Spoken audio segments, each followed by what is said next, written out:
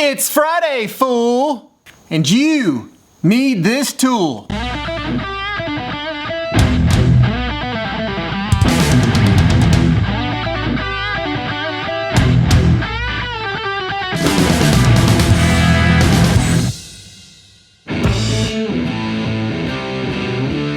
Welcome to another glorious episode of It's Friday, fool! You need this tool. My name is Kyle Voss, and every Friday I bring you a tool that I use here in this shop or that I've featured on this channel. This week's tool? Well, this week's tool is something you may have heard of. This week's tool may be something you have heard of, but not in the form I'm gonna show it to you. Especially for you young guys. This week's tool, Plasti Dip. Plasti Dip. Plasti Dip. It's Plasti Dip in a can. So, you've probably heard of Plasti Dip. It's really the craze right now as far as coating cars. A lot of guys are using like a spray Plasti Dip to coat their cars in rubber is what it's for. But, what you may not know is that the original form of Plasti Dip was in a can.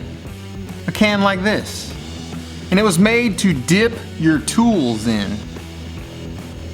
And then at some point, somebody figured out you could dilute this stuff and put it in a spray bottle and then spray it on a car, spray it on whatever you wanted. And so Plasti Dip came out with the cans, the spray cans. But initially, it was like this, in a can where you dip it. This stuff is really durable. In this can form, it's really thick too. So when you dip a tool, the handle of a tool, say a ratchet or a screwdriver, when you pull it out, it's got a really thick coat of rubber on it. You let it dry, it kind of shrinks and hardens. Sometimes you do a second coat. Really good stuff. I dig it. The problem is you can't really find this stuff in the cans anymore. Mainly because nobody uses it like it was originally designed to be used. Everybody knows of it now as a spray paint or something you coat cars with.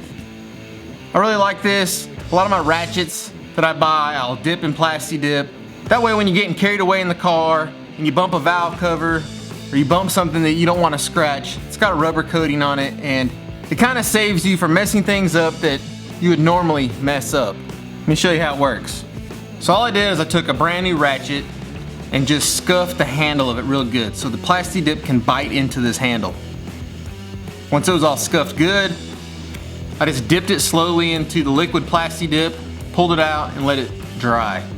Once this stuff is dry, I applied a second coat just by dipping it back in the Plasti Dip and let it dry again.